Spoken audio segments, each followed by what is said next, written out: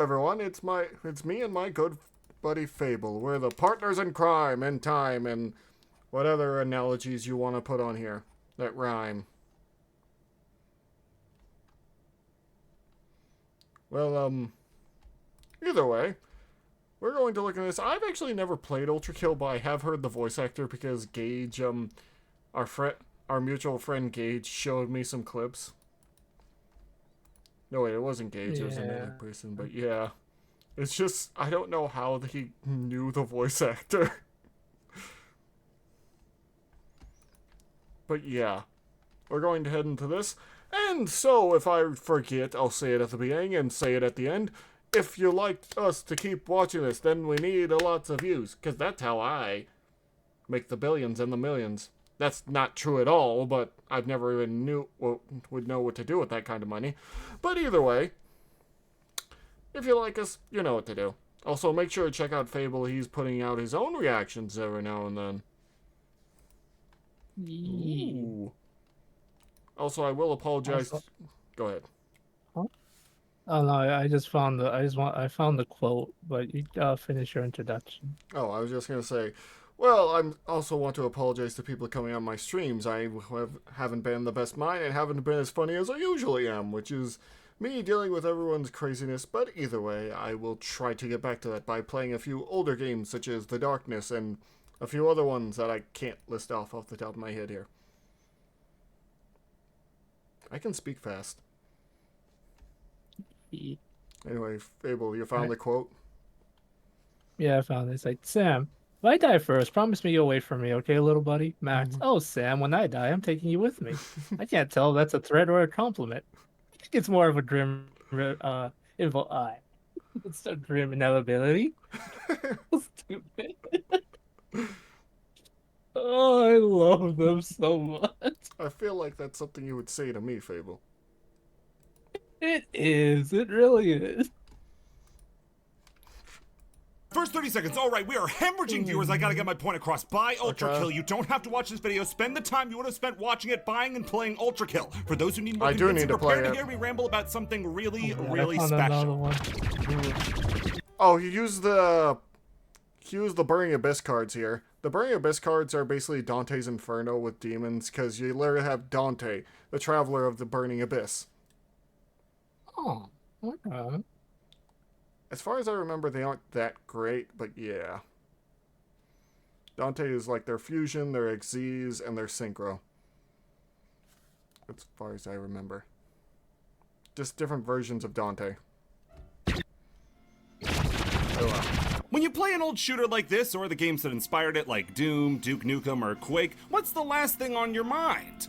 The story. Ultrakill, like it does with many things, takes this to the extreme. The plot is 9 simple words you see after a quick calibration screen where you decide if you want the game to be coherent or not. Mankind is dead, blood is fuel, hell is full. Given what we'll talk about later, though, you may have a few questions like, who's that? What is he talking about? How do I kill better? All of the stuff you need to know is kept safely in terminal entries for you to read at your leisure. You want the story? Well, it's all here, just don't expect us to slow down so you can read it. After that, you finally get into the game proper. We're a cutie patootie named V1, and we have to find a weapon. We're dropped into the middle of what looks like a factory with a sign saying, keep out. Okay. I disrespect my surroundings using the punch. It's a simple little melee hit, the type of thing you'd ignore after a while because it's not a gun, but Ultrakill keeps it relevant in such an amazing way. Before that is a quick movement tutorial. We got a slide that can go on forever, a dash for the ground and air, and a jump to get into said air. The next room is the most important one as we get to combat. We only have the punch, but it's here that the game starts to set itself apart. See, boomer shooters can't get enough of health packs. They love the things. Litter them all around a level, make them scarce to make finding them feel rewarding and relieving, as zoomer shooters go for the old waist-high cover strategy with health slowly recovering as you realize, oh wait, I'm not actually hurt, and your body just spits the bullets out. I do like your body just kind of spits the bullets out. You see, that's how it works, people. I mean, I can survive the bullets, so why can't you? Oh my goodness gracious. What? I mean, look, I devour the bullets before they even hit me. And then I spit them back out. Anyway. Oh my goodness. Anyway, yeah, some games do have regenerating health, which I'm not the biggest fan of, mostly because I like Doom shooters, but you know, Intro said, blood is fuel as V1 drinks it out of his victims. When you bathe in the blood of your enemies, you get health back. The closest comparison is to Doom's glory kills, which give you back health and ammo when you're done, but those are like their own little sequence away from the normal running and gunning. A second or so long break to relax in the fact that you got some health. Ultrakill never gives you that break, instead just making it part of the gameplay loop. The closer you stand to an enemy when they spurt, the more health you get back, so aggressive play is rewarded, since the more you get in the faces of your enemies, the more fighting you can do. For a genre all about keeping up the pace and going for gore, it's insanely smart to have killing the enemies let you kill more enemies. After learning more about your moveset, like your wall jump, your super slam, and that this game has points for God's sakes, you descend down further into a shaft into hell before sliding through a hallway to the first weapon in the game. The pistol's a super versatile weapon. You get a single shot to start, as well as having a piercing charged shot. The demons we get paired up against at the start of the game are nothing special. They're mostly just bullet fodder, but the game makes sure to let you know that every demon has value, since without them, how else am I supposed to increase my style meter? Yes, lifted straight out of games like Devil May Cry, God of War, and Nightmare Before Christmas, Ultrakill has a style meter.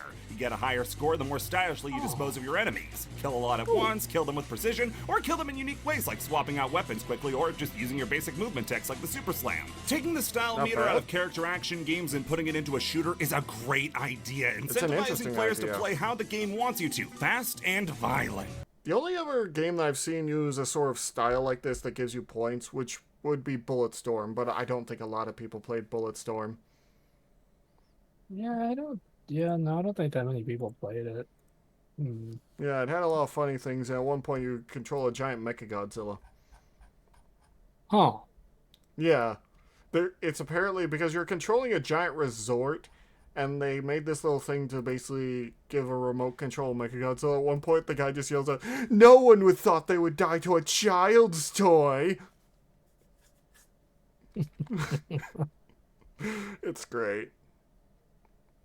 It tries to go a little too on the, trying to be serious at some points, but that made me laugh too hard. It's also here that we all just gotta come to terms about something. I'm bad at shooters. Yes, I know you're all pretty horrified right now. You're telling me the guy who plays TF2 like this isn't good at shooters? Say it isn't so! Yeah, alright, all that talk about gaming improving your hand-eye coordination was bogus, since my gangly fingers can barely write, let alone rocket jump. As such, I played Ultrakill on lenient difficulty. Am I a goo-goo gaga baby for making this choice?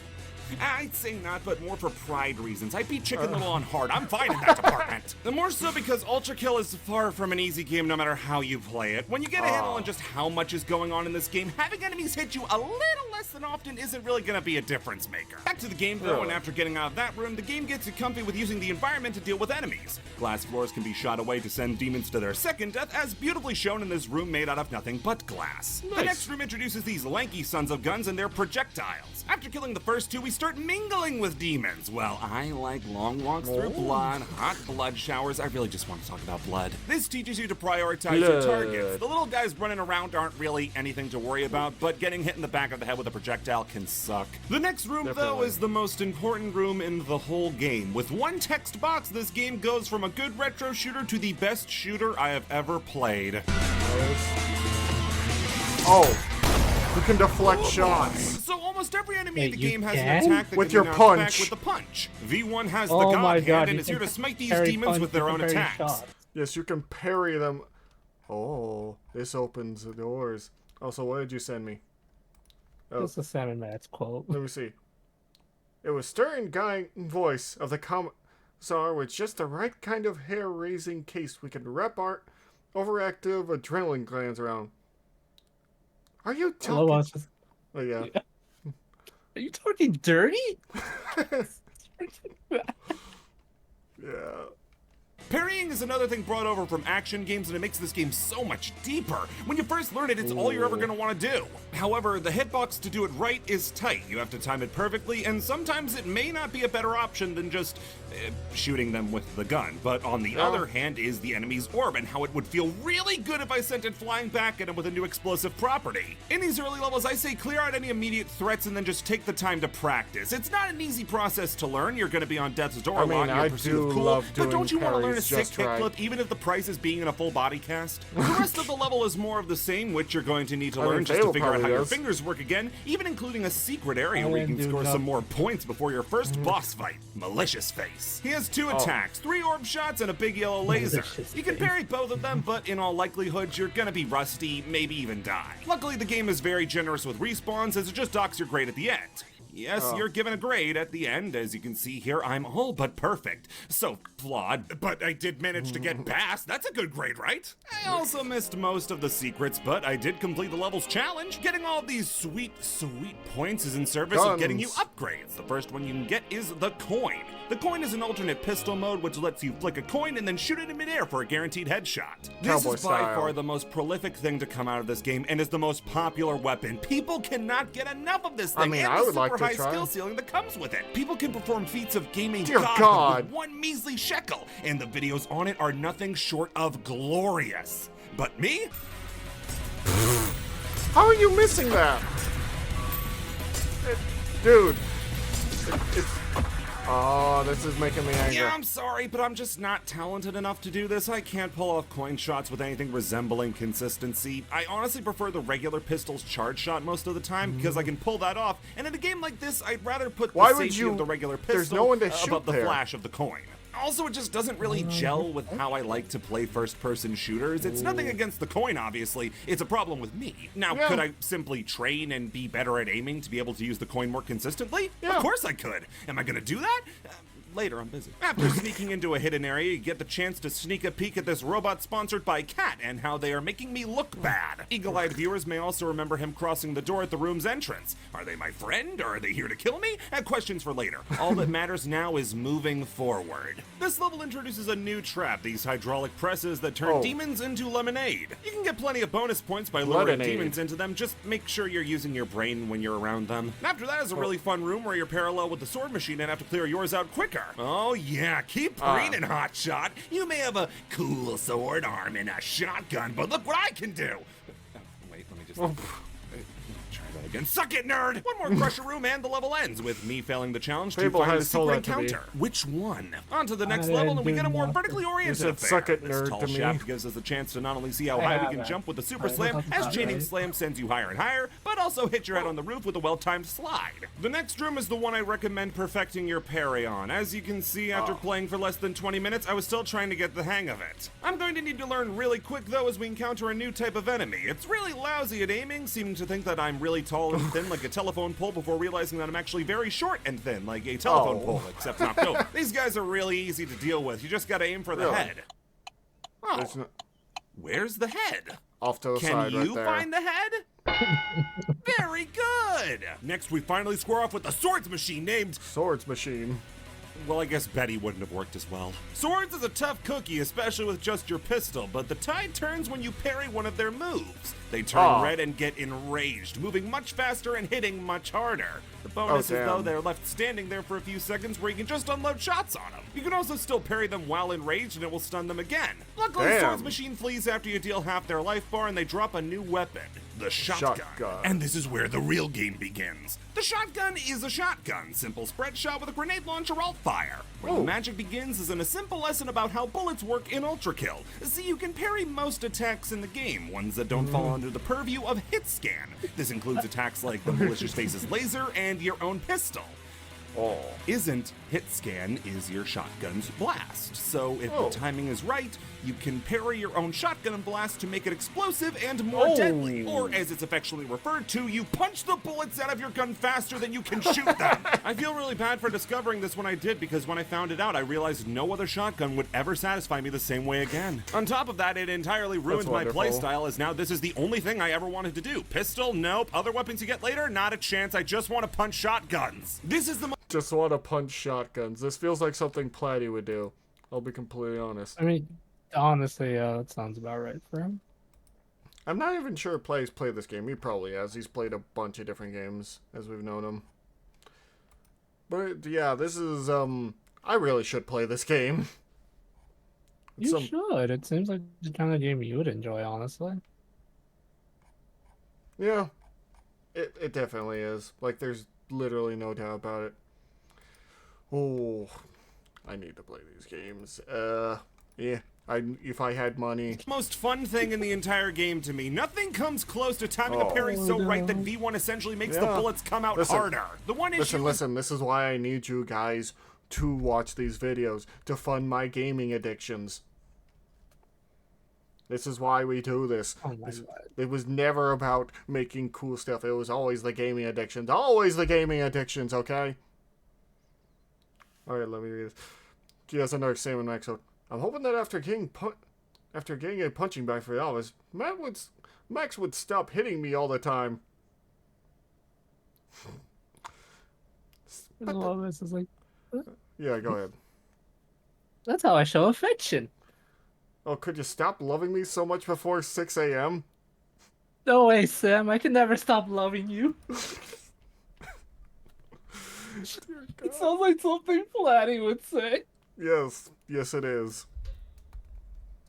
I love these two idiots.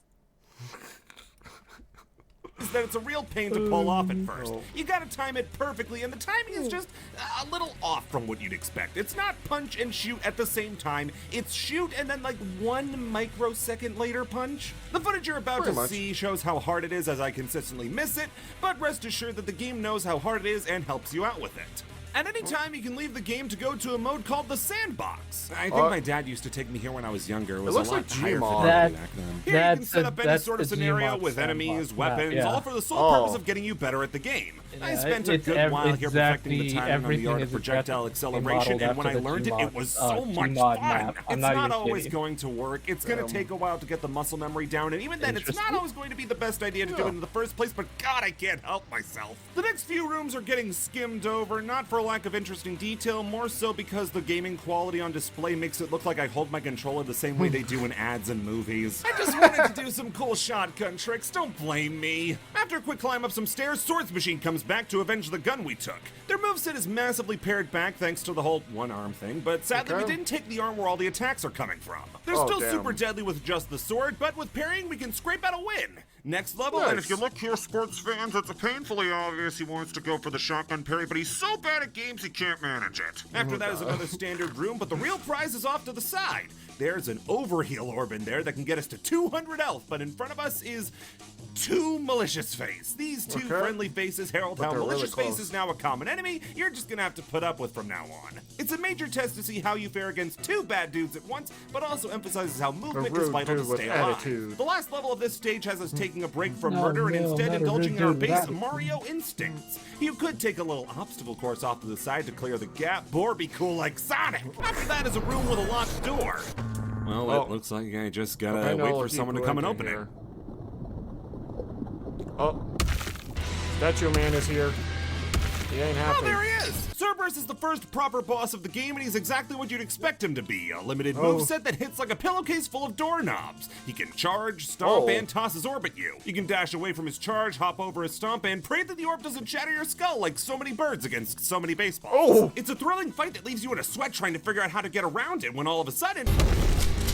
Is this just how it's gonna be from now on? Cerberus doubles up, and now you have to take on the boss you were already struggling to beat, and do it twice. And killing one Cerberus enrages the other and makes it even tougher. It's a tough as nails fight, and seeing the other one rise up is a cold splash of water to the system. It also makes this fight amazing. You are like a gnat with a gat, just picking away at these guys who deal 25% of your health with every hit. When you do finally manage to topple these guys, it's all over.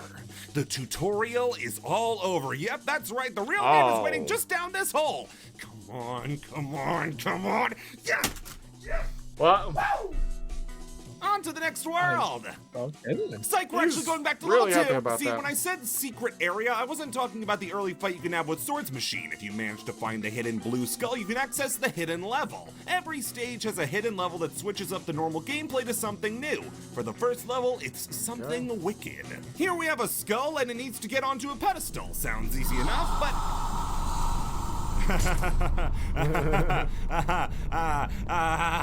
My entire body aches after this section. If there's one thing I'm worse at than shooters, it's horror games, and that's exactly what this is. Something Wicked turns Ultrakill into a Screamer Slender clone. You have to navigate to the pedestal as fast as possible while avoiding the monster, who is, of course, named as Something Wicked. Now, I've gone a whole 3 days without my nightlight on, so I'm clearly a brave boy, but Screamer horror is a real tough one for me. You can sort of fight back against Something Wicked, shooting its it sends it running, but still, balancing that while trying to navigate an ever-increasingly dark maze is torture. And you Oh, wanna know what damn. happens when you finally do put the skull down?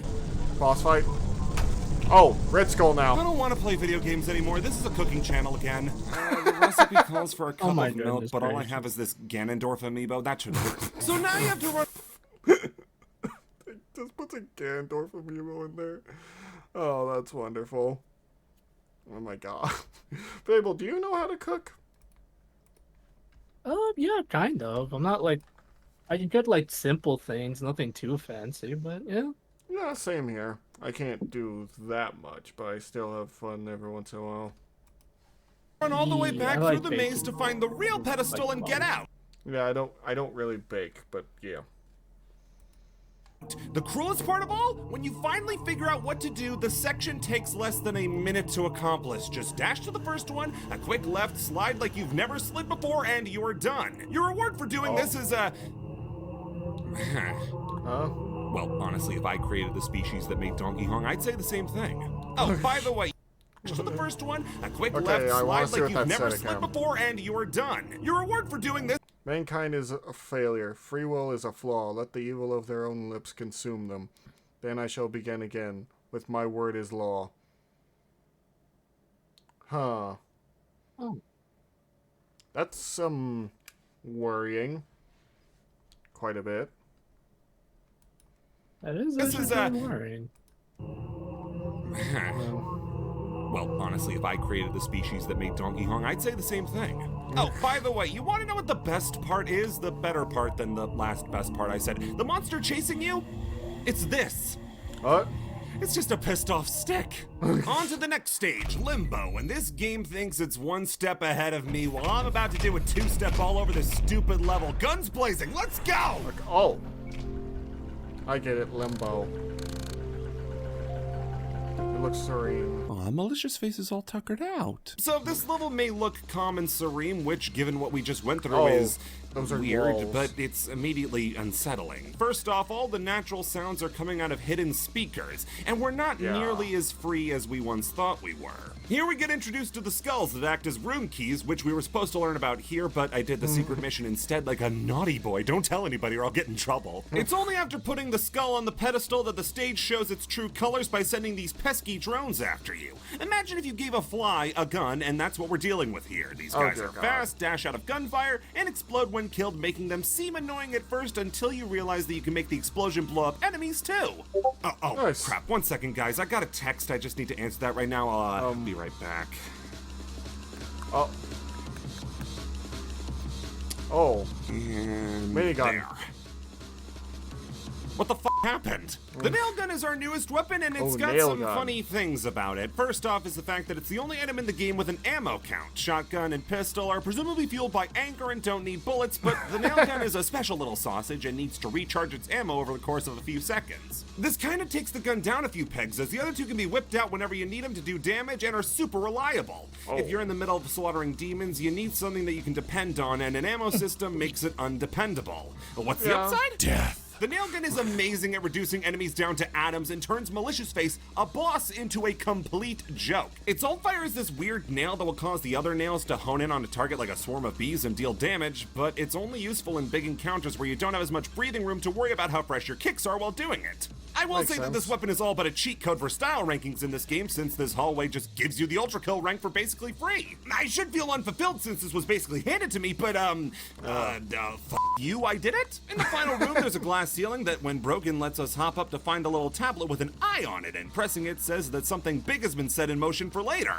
It's probably just for a hat or something. Let's keep going. Limbo level 2 starts off with another battle arena that's way more vertical than before. You're gonna want to get real good with slam jumps to get anywhere, especially when enemies start spawning above you. With the next couple of rooms being pretty standard stuff, I want to take a moment to Fire. mention Fire. Okay, look.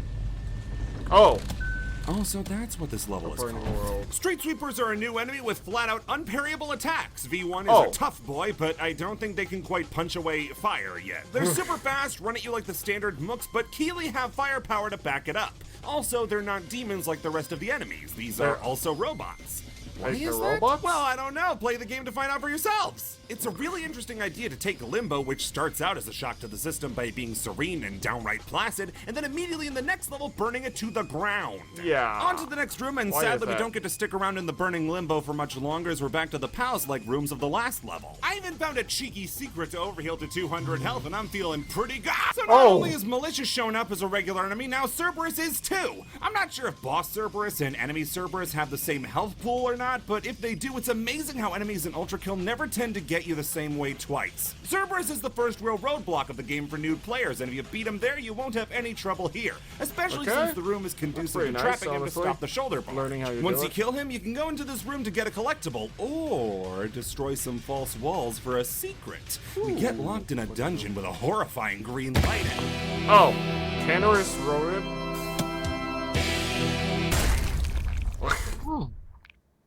Neat. So back in the level, would you please? Very cancerous rodent.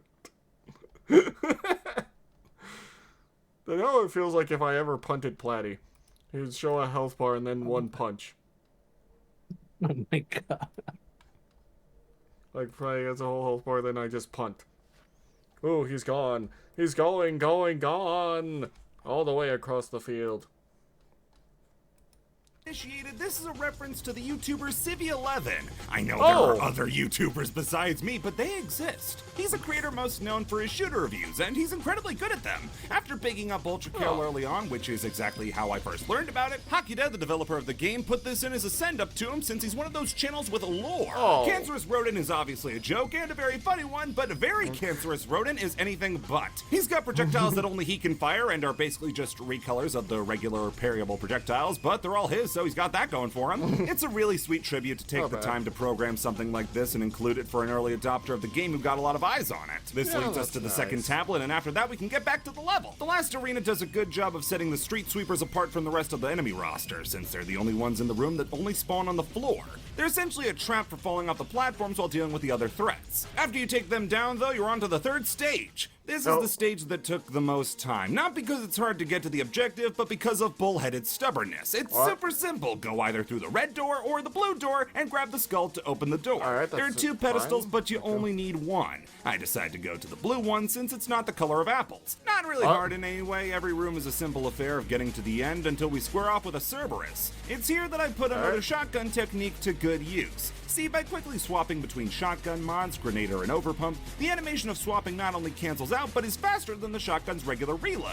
So Oh, by swapping nice. back and forth, I never reload, therefore deal extra damage. It's not as hard as explosive shots, but doing it while moving can be tough. So I put the skull down and now have access to the boss. But for the sake of argument, say I had two skulls. There's a brain in every skull, and the more skulls you have, the more brains you have, right? This is So that Platty means that the logic, more so brains no, I that have, the doesn't more- I work went like down the that. red path next, and the warning at the beginning to stay indoors was pretty spot on since this is a lot harder than the other path. Way more platforming in the arenas, larger enemy waves with more variety and less drones for quick and dirty kills, and multiple boss level enemies in a row. At the same time, it does an even better job of making you feel alive when you ride away on your own explosive from malicious faces, so you can circle back around and finish them off. The last room is a real butt breaker, but if you're smart enough, you can find a secret to go through the much shorter blue route while having the red skull. Of course, I wasn't smart and have never been smart and didn't grab the skull, meaning I had to drag my sorry keister all the way back. Except when I got to the door, it was locked because there were enemies on the other side, so I just had to go to the last checkpoint. Eventually, I do that's take down the fine. last of the demons and got two skulls, with both a hidden passage opens leading us to these two. Ah. All right, kids, Sword- let's sit down in our thinking two chair. sword machines. What could Hakuda like with a style meter, red and blue sword bosses, and a website More Devil May called Cry Devil May references. Quake? Maybe he's a big fan of, Sonic Unleashed, Rock'em Sock'em Robots, and the Internet! Wait a minute. Oh my god. Do you think he's a fan of Devil May Cry? Tundra and Agony are based on DMC3 bosses, okay? I had to do Yeah. a lot of work on that segment. If you could watch it over a few times, that'd be great. that You was may have noticed obvious. that I'm just Wait, fighting he two took a sword- lot. Well, how did he? Like, I played Devil May Cry 3. I immediately realized it was them. I'm surprised. Yeah, he I didn't. don't know why it took him so long to realize that. Yeah.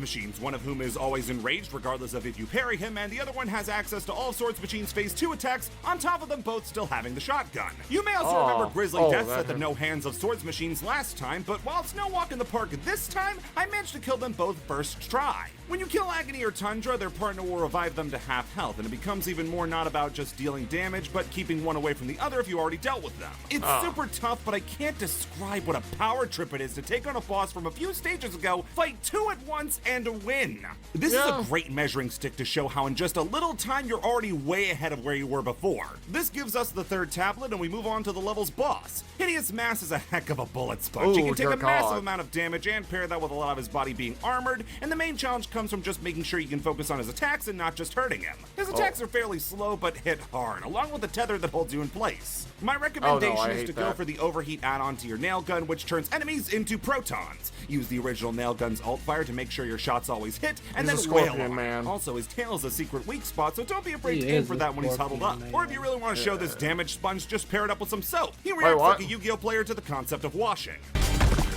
Hey, I wash just fine. After he's dead and buried, you move on to the final showdown of Limbo. Like before, the boss stage doesn't have any enemies and in fact is oddly calm. The stage's name comes from the piano piece that plays in it, and while it's all calm, I think I should mention that music. Ultrakill's music is something else. It's like if every musical genre played at once, and it's a constant jolt to the system. It's intense enough to keep you in the action, but memorable enough to not just fall into the background. You remember every track in this game. My personal favorites are the first Limbo song mixing in a distorted version of the calm music, the last level we were just in's Castlevania-inspired music, and this level's calming piano track. It sets the scene for this level's eerie feel. This whole place is themed after a church, and there are skeletons and diary entries showing that people once called this place home, but not anymore. Down to this guy named Gabriel. Off to the side is the fruit of our labors for all our secret hunting. Pressing the 4th tablet unlocks a new variant of the revolver. It can't shoot as fast, but does a lot more damage. You can swap between them, and they even have different properties, like the coin shot on the alternate revolver piercing instead of headshotting, a feature you can bet I used frequently. Both guns have their upsides and their downsides, and it ultimately comes down to what you value in a pistol. Personally, the lower shot rate but higher damage gels just right with what I'm going for, so I'm going to be using that from now on. After getting the new gun, I go forward to find I need 3 skulls to unlock the boss's door. Good joke, dude. So going forward, we... Oh no, he's me, but cooler. I cannot get over how instantly hateable this guy is, despite just being me, but red. They built smugness into this robot. Did he learn that, or were the people... It's player 2. He has entered the dungeon fable. Also, no, not player 2. He's come for your lunch money, Fable. Oh dear. Oh man. Who just built him scumlords. V1's rival, V2, is what I described him as. But better. He has less weapons, just the standard pistol and shotgun without mods, but the problem is that he's playing on a higher difficulty and is therefore better than me. He moves faster, hits more shots than you. I hate him so much, and that makes me love him. His fight is a lot of fun, but there are a lot of times where I just straight up lose track of V2 and just hope for the best. If you punch the coin into him over and over again when he's posturing like a dickhead, you can actually kill him before the fight starts, which is just wonderful. Wow. I won't lie though, if you're playing this fight for the first time, it can be extremely frustrating. Since he moves so fast, it's hard to keep a real track on him. The only real hint you get as to how to handle him is his wing colors. They'll change depending on what mode he's in, and those change what attacks you have to go up against. However, I doubt that while you're being shot repeatedly by better you're gonna be in the mood to take notes on what he's doing. How you're supposed to learn what he does without having the wiki open is kind of ridiculous. It's a great fight against a rival character, just makes me really, really glad that multiplayer is all but completely off the table for this game. Imagine fighting 7 of these. Please don't get any ideas. Once you finish him off, he's sent running, and we get a little piece to remember him by as we take his left arm. This is the Knuckle Buster. It's slower on the uptick than the other arm, but can send out a shockwave that launches enemies into each other. But Jack, you can parry shotgun weapons with it, and that's the only thing you were good at. Bye-bye. Before moving on, we gotta talk about the secret level, but I can't seem to find it anywhere. I want to try it, but looks like that's just not happening. I wish I could find the hidden level. It's right here. Oh. Really? Really? That's pretty smart. So this one changes things up by turning the ultra-violent Ultrakill into a puzzle game. If there's one thing I'm worse at than shooters, it's puzzle games. I'm not even kidding when I say that this is literally just The Witness, except with V1 instead, which makes it better. It just connects the dots in increasingly complex ways, and eventually God will have mercy on your poor, stupid soul. I can barely do monkey brain things like shooting a coin in midair. What hope do I have of matching one color to There we another? go. I would be There you go. embarrassed to admit how long I spent on this totally optional bonus level, so I won't. After I finish, it reads me my diary entry from whenever I used to upload tester Failure for the results refused to alter again and again and again. My faith videos. begins Kind to of falter. rude, but warranted. These secret levels aren't keeping any collectibles hidden, but honestly, the change of pace is fun enough to seek them out. Plus, come on, you get into this one by flicking a coin into a fountain. That's genius. Down to the next level, and it's Lust. I look forward to the big booby anime girls with the hubba hubba jubla. You know that's not gonna happen. This is Chicago. Oof. They put Chicago in Ultrakill. This level's the intro to the sort of theme of lust. Oh, Instead of going for the sex type of lust, this level goes for the more literal interpretation of Dante's Inferno. Lust punished its sinners with high winds, and that was the inspiration Oh, for yeah. setting this level in a big high-rise. It's a fun change of pace to put so much more emphasis on staying on the platform as opposed to this would fighting. freak me and out, more though. enemies are probably going to fall to their deaths than are killed by you. Oh, yeah, You'd no, think with it's so much horrifying. verticality you'd be in a lot more danger of falling to your death, but honestly there are enough bounce pads to make sure that that never happens. If anything, all those bounce pads just make the level more fun to traverse around. This is definitely one that when I'm replaying individual stages I come back to first. It's so much fun to just jump around. The second Jump stage of around. Lust is a real interesting one, as it's for the first time that we're not just jumping around vaguely gray things and are actually hopping around a dilapidated city. There are boss enemies like Cerberus, street sweepers, and the brand new half-robot, half-demon enemies who make this noise when falling.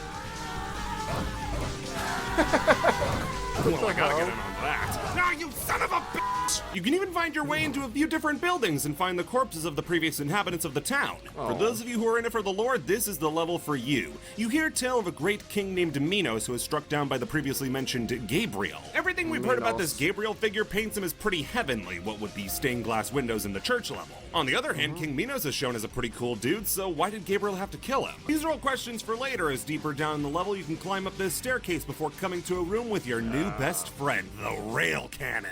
It's the funny gun. It recharges over a course of 17 seconds when fired, but in exchange you get a shot that one hit kills almost everything in the game. It doesn't have an alt-fire to start out with, but you really don't need one when it does this sort of damage. Yeah. This stage ends out with the challenge that this whole game has been leading up to, fighting two different bosses at once. You have to tangle who with is it? Cerberus and Malicious Face both at once, and Oh. prove why, yeah, I think I'll keep the rail cannon. Level 3 is a strange one, since it's really open-ended like the two-skull heart door from the attack. previous chapter, except now you have to keep circling back to the center room from other routes. On top of that, you're going to be going through a lot of water, which doesn't really change your controls, but does act as a very brief change of pace. No, the water may be part of the level's challenge, but the real big claim to fame is introducing the Mind Flayer. She's super fast, Oh, super strong, and her Mind worst Flayers. aspect has so much health. Fully charged pistol shots, nail guns, super shotgun hits. Even the rail cannon doesn't take it down easily. It takes so much punishment and deals it back in kind with big sweeping lasers and homing energy shots. You fight Bad. two, and it's probably the toughest basic enemy in the whole game. So far. And fighting it is almost a So challenge I far. don't look forward to. Except when I win. The next level may just have the best name in the game with Court of the Corpse King, which... God, that's cool. Keeping up... That honestly sounds like a D&D adventure. I'm not even gonna lie. Court of the Corpse King. Yeah. It's kind of crazy sounding. How but dare you go after the corpse king? I do what I want. No one can stop me. No one ever has, and no one ever will. The Chicago theme, we're stuck in the subway and need to collect skulls to get further. This place being so barren and filled with horrible ambiance really puts you on edge. Ultrakill does a fantastic job building up its bosses. Like the previous level, I didn't show it because I actually skipped it, but if you go back after putting down a skull on a pedestal, you can see V2 sliding in front of you, showing off he's just a cocky little turd. Believe it or not, we've actually encountered the stage boss in almost every stage previously, but unlike Swordmachine, you may not have noticed. Once we get to the end of the track, the subway man pops his hand out to collect the fare. Mr. Hands is pretty tricky and where its movements are just unpredictable enough to where you still get hit and It's getting a telegraphed little enough to too make you feel handsy for bad me, for getting Cable. hit anyway. Like, he only has 3 attacks and I still didn't see it coming. Sent him packing and we get back on the track. Later on, we have Yeah, to go we don't grab need to another give him a skull and hand. place it on another pedestal. All right, I'm sick of waiting. Where's the dang boss? Corpse King Minos. Oh, that was his hand. Hey, wait a minute, I recognize you. You may have seen this big hulking feller in the background of some of the stages, and this is King Minos. Or rather, King Minos after getting on the wrong side of this Gabriel fellow we've been hearing so much about. King Minos' corpse is an absolute sight to behold in terms of bosses. His scope is insane, and while his moveset he's seems pretty gigantic. limited at first, getting him to half health reveals that he's just a flesh Gundam piloted by some yucky worms. His hits come fast, and the attack of the worms can be pretty difficult to dodge, but luckily I am smarter was he and always faster this than a big? corpse and can handle him. What helps me handle him is... What I'm about to say is my final pitch to get you into Ultrakill. If you're still watching and aren't convinced by this, I have failed in my sales pitch. Okay. You can parry the punch. Oh. No. You don't understand. You can parry the punch. I love this game. You see... Yeah, I can understand that liking it from that, because that is some Azura's Wrath type shit. Parrying a giant's punch with your own punch. That is... Gracious. That's insane. See a giant fist flying at you, and your immediate response is, okay, but counter-argument. This is the best thing ever, and I love this boss fight because of it. Throughout this whole game, V1 has been nothing but an absolute murder boss, and why should that stop at a boss who just happens to be 20 stories taller than me? Ultrakill takes what should be really cool cutscenes in a worse game and lets you play them out yourselves. It's such a power fantasy, and it works so well. It sounds like the description of a video game in a movie or TV show that doesn't exist but sounds really cool. You get to punch back the fist of the Corpse King in hell? That doesn't sound like it should be a thing that happens in a game, but it does! It sounds like something in Of course, Hellboy. the only way to end the fight properly is with a fist parry. Or just shoot the hand, that's fine too. Once the corpse gets killed again, we jump into the old man's mouth. You know, out of victory, and it's on to the final level of Act 1. Or it would be if we didn't have those secret levels to tango with. So back in the place where Mind Flayer lives, there are 3 secret power boxes that when shot remove all the water from the stage. Not only does that make the challenge a lot easier, it also reveals a room hidden behind a waterfall. And from there, a log of what sounds like a surviving human plays out. I bit down hard on my last rations, held on to my skin of my teeth. Eerie silence looking until around, eventually... I struggle to remain. What the hell? What the fuck? If there's one thing I'm worse at than shooters, it's talking to women. So, unlike the previous secret levels, which were at least still in the first-person style of the main game, All Imperfect Love Song is a... What the fuck is this? Why? Well, it's a dating sim. You don't want to date a hot robot person? I'm sorry, these are not the type of robots I'm into, Fable. Coward. Oh my god. Actual coward. I know like 2 people now, that'd probably be interested in this. And what is one of them? Bon Bon. One of them is in fact Bon Bon. Yes. Is the other one Platy? No, not Platy.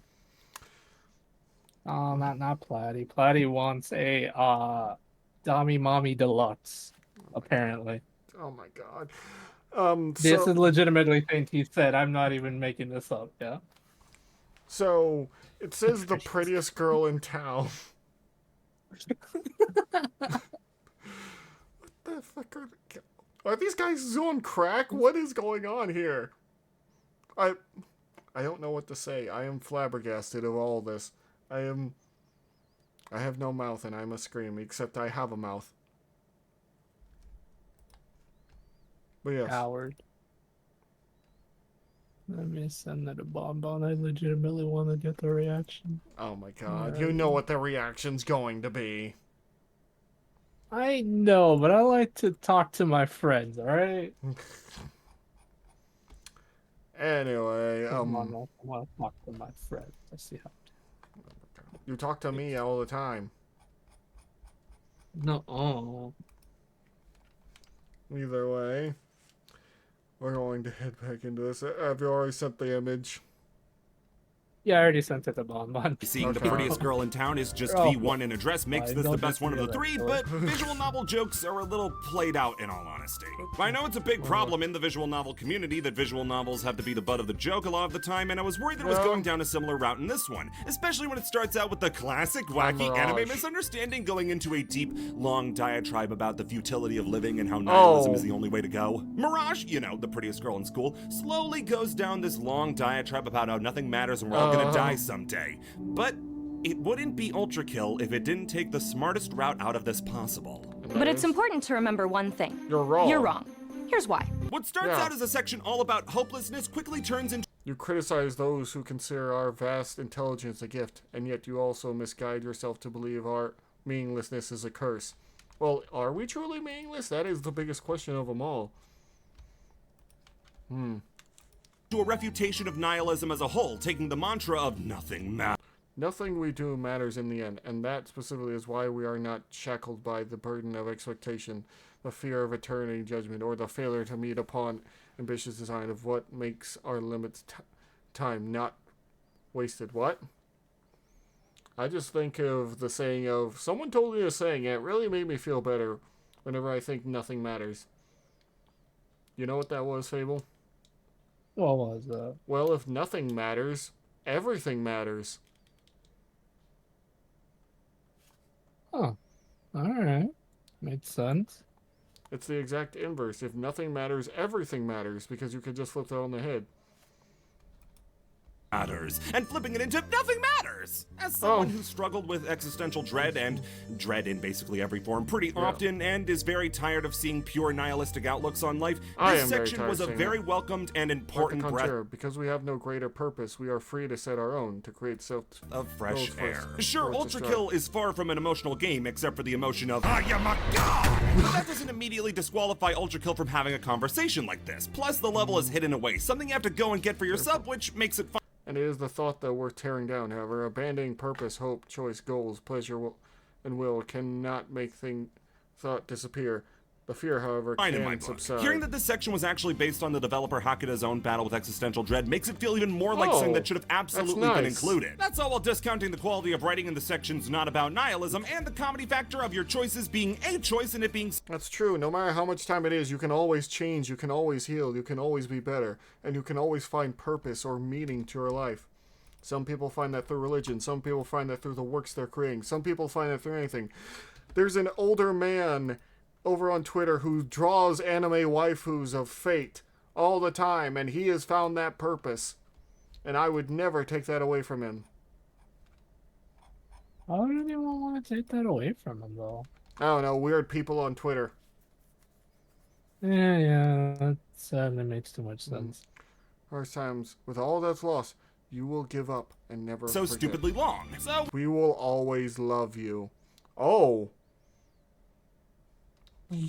Even when you're gone, you will forget that we always love you. We head off with Mirage to go get something to eat and end the best secret level so far. Two things to note. One, it's been confirmed that Mirage is just that, a Mirage, which, if that shocks you, do I have some killer news about my friend Murder? And then there's two. I want to talk about body pillows. Why?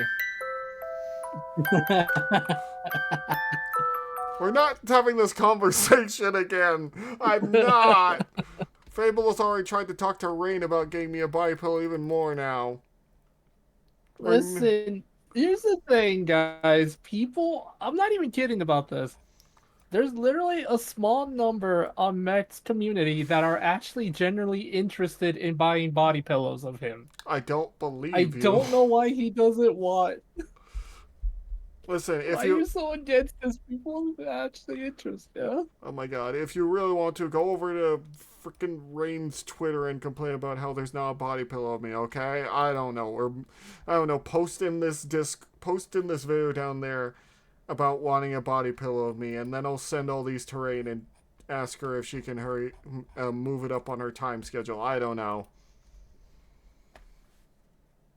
The problem is legitimately a small number in the community that want this. My community not isn't making it up. My community isn't very big. I can say like a few thousand over on YouTube, but there's even less over on my Discord. But what the hell? If I get to 10K or 12K before the end of this year, I will get that body pillow, come hell or high water, for you guys. You know what? Sure, we'll do that goal. I'll listen to him do the body pillow without the case. You want to talk about what? Without the case? Oh my god. Body pillows.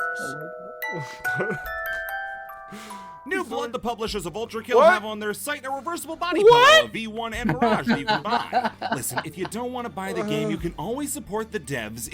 It's a thing. It's a natural. I've taken off my glasses. I know I'm not wearing my glasses, but I'm taking off my glasses. It's an actual thing. Oh. Wow.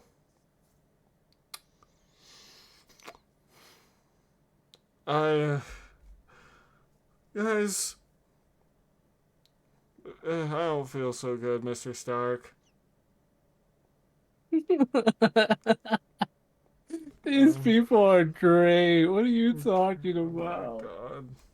In other ways, there's also a secret spoiler body pillow. But to talk about that, we Oh gotta my go on to our God. final layer, gluttony. Important to note that this stage, while entered through lodging Ew. ourselves into King Minos' throat, does not necessarily happen inside of him. I hope. Gluttony doesn't hope. play around. First room is a super narrow fight against a malicious he is face a big before an guy. absolutely hellish battle arena against almost every enemy so far. There's a mind flayer here, so you can imagine how easy it was. Cerberus, Street Sweeper, and of course the mind flayer set the tempo for this level, which is you made it this far and now prove you deserve it. With rooms like a fight against 3 Cerberus in a row, a large staircase Goddamn. of various enemy waves, one after another with little room for error, fighting 3 malicious face at once, and taking on another mind flayer in a room surrounded by acid. The level's Goddamn. challenge is to drown a mind flayer in acid. No, that's okay. I don't need that in my life. Once you clear that level, all that's left is the climax of Act 1. Gluttony is a short level, but it's the end, so whatever. As we advance through the layer, for the first time in the game, we have dialogue. Someone is warning V1 not to come any further. Machine, turn back now. The layers of this palace are not for your kind. Oh, Turn for back, robots? or you will be crossing the will of God. Your choice is made. As the righteous hand of the Father, I shall rend you up. I get it. It's Gabriel, the leaders of the armies of heaven. The angel. Yeah. Either that or Raphael, one or the other. Yeah. Yeah. I've actually seen someone stream this game, at least this part, and final boss is, not gonna lie, disrespectful as hell. I'm not surprised. Yeah, no, from what I understand, And he you will literally be- flexes on you. Become inanimate once more. If you recognize his cadence or his voice, you might know him as Gianni Matragano. He's a pretty Yeah, I big know that voice name. actor online who you may know best for... What?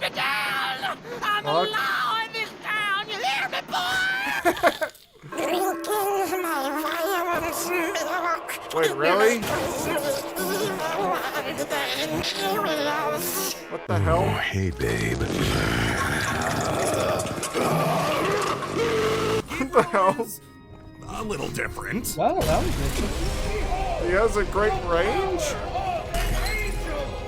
This is the first time in the game that you Judge of feel Hell. genuinely helpless. For every other boss in the game, like Malicious Face, Cerberus, even V2, there was always a chance you were gonna beat them. It wouldn't take more than 1 or 2 tries. They were meant to show you how there were people just as good as you. Gabriel is to show you that there are people better than you. I made jokes earlier about Hakuda's totally healthy obsession with Devil May Cry, but then Gabriel started spamming Helm Splitters like it was DMC3. V2 goddamn, may have been he gets fast, but he above couldn't you. literally teleport. He's super fast, shreds your health like cheese, and has a second enraged form that doubles all of those problems. That being said, I love this fight. In a game all about being this walking definition of power fantasy, Gabriel is a genuine you have roadblock to move. and is the best thing he could be. He stops you dead in your tracks and makes you learn all of his patterns, dodging his Helm Splitters, he's keeping like a away from his Ring of DMC Swords, boss and when now. you finally get it, you get to dance The around Dark all of Souls his boss. offense. And what better way to finally put him down than with a perfect shotgun shot? Whoa! Didn't even whiff it this time! What? How can this be? That wasn't even his final By form. this Oh no. thing? You insignificant fuck! Oh, This is not he's over! cursing. May your woes be many and your days few. He just straight up, an angel just cursed at you, Fable. Damn. Yeah, it wouldn't be the first time. What? Don't worry about it. Ass. After failing to beat V1, Gabriel is dragged in front of some sort of heavenly council and scolded, saying that he's lost the right to the Father's light until he kills us, and he only has 24 hours to do it. Oh. Wait, have I gone through 3 layers of hell in only 24 hours? If he fails, he gets trapped in the body pillow. Oh my god. Machine, may your woes be many, and your days mew. With that, Act 1 of Ultrakill is over.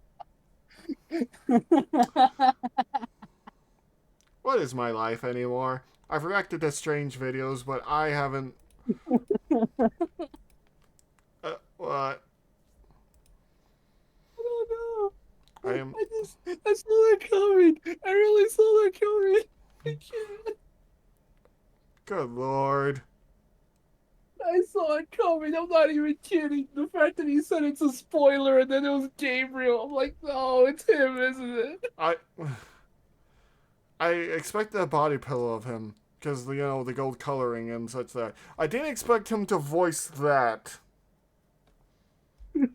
Voice actors will do a lot if they think it's hilarious. I know, because Gage keeps telling me stupid stuff. He's just like, Fable, if you ever need a voice actor for whatever reason, or you just want me to say random shit, let me know. Like, okay. Yeah, this is why I pay him the big dollars.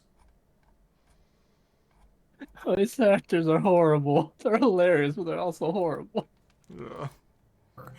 If I ever voice a character and I just like, hey, say this is that character, I'm like, probably. As long as it's funny to me. Is it? See, there's a secret level for gluttony, but it's a little different. See this What? door covered in P? The P stands for perfect. If you want to get into this door and fight the secret boss, you have Yeah, to get a perfect perfect rank on everything. every level in the game. Remember how bad I am at shooters? I managed to get 2 perfects on some of the kind of bosses, hard. but other than that, Yeah. that just isn't happening this time around. But I want to try, I just don't have the time to do it right now. But hey, if curiosity gets the better of you and you're eager to see what the boss is before I show you, please be my guest and go find him yourself. You won't regret it. Or maybe you will, it's really hard. As for the next layer, well, it is out right now and has a ton of new goodies and Really? even a rematch, but to review it without the other 2 layers of the act seems kinda stinky. Besides, the more videos I get to make on Ultrakill, the better. Use the same cards. I hope that me rambling on for however long it ends up being at time of editing has shown you that I don't just think Ultrakill is a great game. I think it's a really special game with a lot to give and a lot to experience. The level design, combat, learning curve, and secrets are all worth the journey to experience. I want Yeah, I so can understand badly to that. see Ultrakill flourish and become the game it deserves to be. It's still only in early access. I just fell crazy. in love with it instantly, and I know you will too. So, Fable, what did you think of all that? I thought that was hilarious. It's very interesting. It's kind of cool that even though it's in early access, it has so much potential for even more. Also, guys, if you need anyone to voice act unhinged furry creatures, I will do it. Please, I'm bored, and I need to voice act unhinged stuff because it's hilarious. He'll say anything for a few dollars, guys, quite literally. I Now, if will you, literally play a creepy, adorable creature. I'm not kidding. That's literally my vibes. now, if you need a more serious character, I'm all for it. If you need someone that's devilishly evil, I'm fine for it. But I'm more of the straight man in terms of my voice either way. So, I can also do serious, I guess. thank you all so much. If you like what I'm doing here, please do consider Right. following. And I'll see you all later. Bye-bye. Do consider like, comments, and subscribing as well, but yeah.